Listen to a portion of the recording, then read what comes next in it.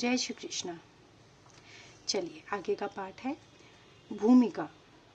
क्योंकि ये संस्कृत में लिखा हुआ है, कुछ गलती ना हो इसलिए मैं इसको नहीं पढ़ रही हूँ। मैं घोर अज्ञान के अंधकार में उत्पन्न हुआ था और मेरे गुरु ने अपने ज्ञान रूपी प्रकाश से मेरी आंखें खोल दी। मैं उन्हें सादर नमस्कार करता हूँ। शील रूप गोस्वामी प्रभुपाद जब मुझे अपने चरण कमलों में शरण प्रदान करेंगे, जिन्होंने इस जगत में भगवान चैतन्य की इच्छा की पूर्ति के लिए प्रचार योजना की स्थापना की है। मैं अपने गुरु के चरण कमलों को तथा समस्त वैष्णवों के चरणों को नमस्कार करता हूँ। मैं शील रूप गोस्वामी तथा अपने अग्रज सनातन गोस्वामी एवं साथ ही रघुनाथ दास, रघुनाथ भट्ट, गोपाल भट्ट एवं श्रील जीव गोस्वामी के चरण कमलों को सादर नमस्कार करता हूँ। मैं भगवान कृष्ण चैतन्य तथा भगवान नित्यानंद के साथ साथ अद्वैत आचार्य गदाधर, श्रीवास तथा अन्य पार्षदों को सादर प्रणाम करता हूँ।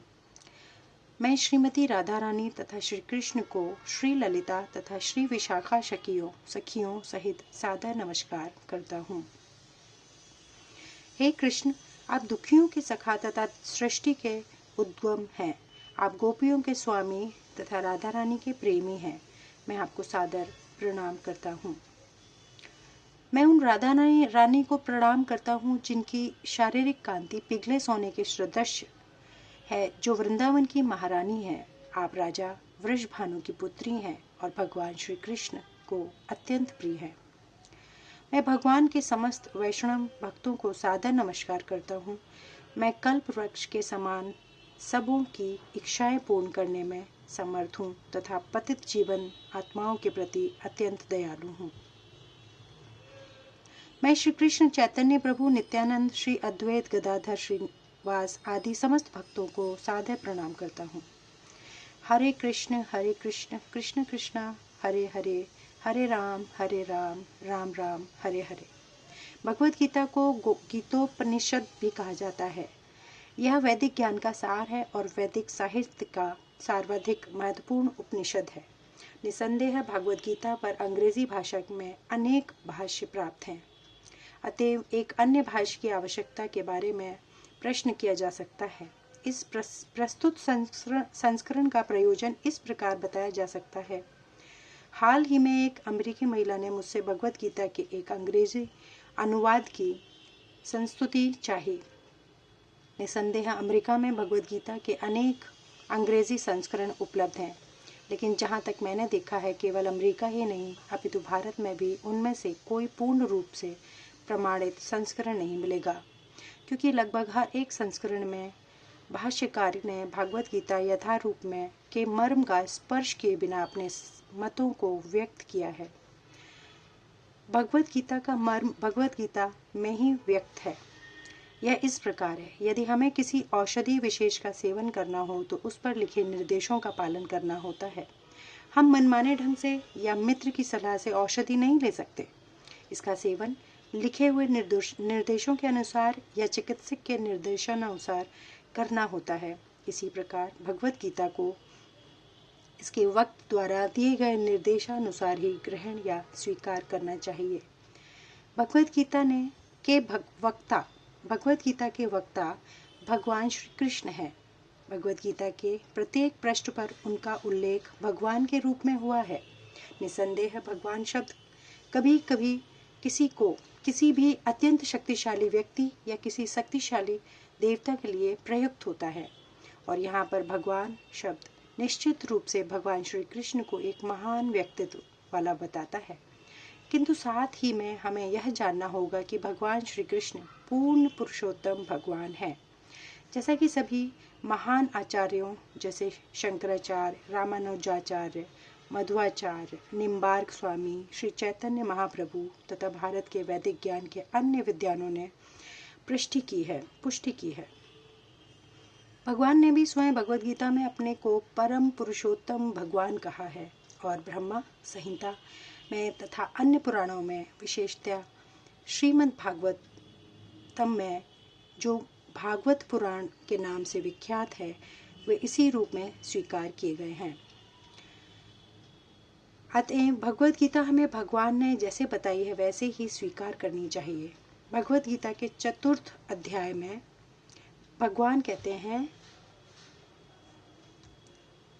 यहाँ पर भगवान अर्जुन को सूचित करते हैं कि भगवत गीता की एक योग पद्धति सर्वप्रथम सूर्यदेव को बताई गई। सूर्यदेव ने इसे मनु को बताया और मनु ने इसे इक्ष्वाकु को बताया। इस प्रकार गुरु परंपरा द्वारा यह योग पद्धति एक व्यक्ति से दूसरे वक्ता तक पहुंचती रही, लेकिन कालांतर में यह छिन्न भिन्न हो गई। फलस्वरूप भगवान को इसे फिर से बताना पड़ रहा है। इस बार अर्जुन को कुरुक्षेत्र में के युद्ध स्थल में वे अर्जुन से कहते हैं कि तुम्हें यह परम रहस्य इसलिए प्रदान कर रहा हूँ क्योंकि तुम मेरे भक्त तथा मित्र हो।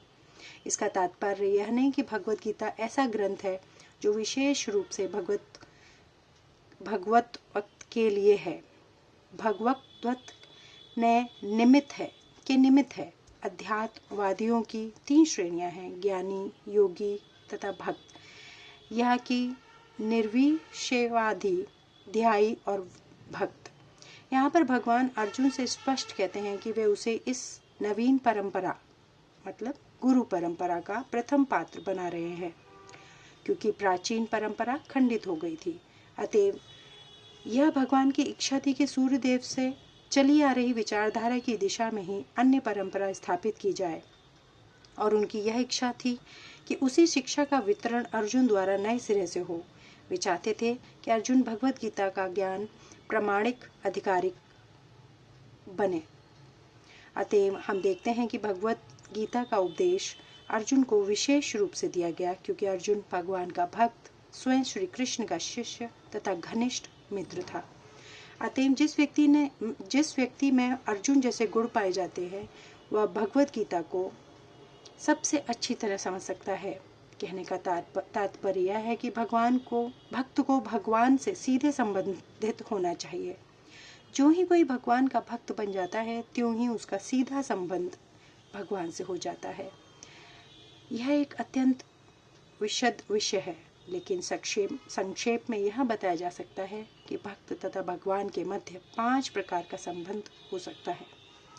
कोई निष्क्रिय अवस्था में भक्त हो सकता है, कोई सक्रिय अवस्था में भक्त हो सकता है, कोई सखा रूप में भक्त हो सकता है, कोई माता या पिता के रूप में भक्त हो सकता है, कोई माधुर्य प्रेमी के रूप में भक्त हो सकता है। अर्जुन का कृष्ण से संबंध सखा रूप में था। निसंदेह इस मित्रता तथा भौतिक जगत में पाई जाने वाली मित्रता में आकाश पाताल का अंतर है। यह दिव्य मित्रता है जो हर किसी को प्राप्त नहीं हो सकती। निसंदेह प्रत्येक व्यक्ति का भगवान से विशेष संबंध होता है और यह संबंध भक्ति की पूर्णता से ही जागृत होता है। किंतु जीवन की वर्तमान अवस्था में हमने न केवल भगवान को भुला दिया है, अपितु हम भगवान के साथ अपने शाश्वत संबंध को भी भूल चुके हैं। लाखों करोड़ों जीवों में से प्रत्येक जीव का भगवान के साथ शाश्वत विशिष्ट संबंध है। यह स्वरूप कहलाता है। भक्ति योग की प्रक्रिया द्वारा यह स्वरूप जागृत किया जा सकता है। तब यह अवस्था स्वरूप सिद्धि कहलाती है। यह स्वरूप की अर्थात स्वाभाविक या मूलभूत स्थिति की पूर्णता कहलाती है। अतएव अर्जुन भक्त था और भगवान के संपर्क में मित्र रूप में था।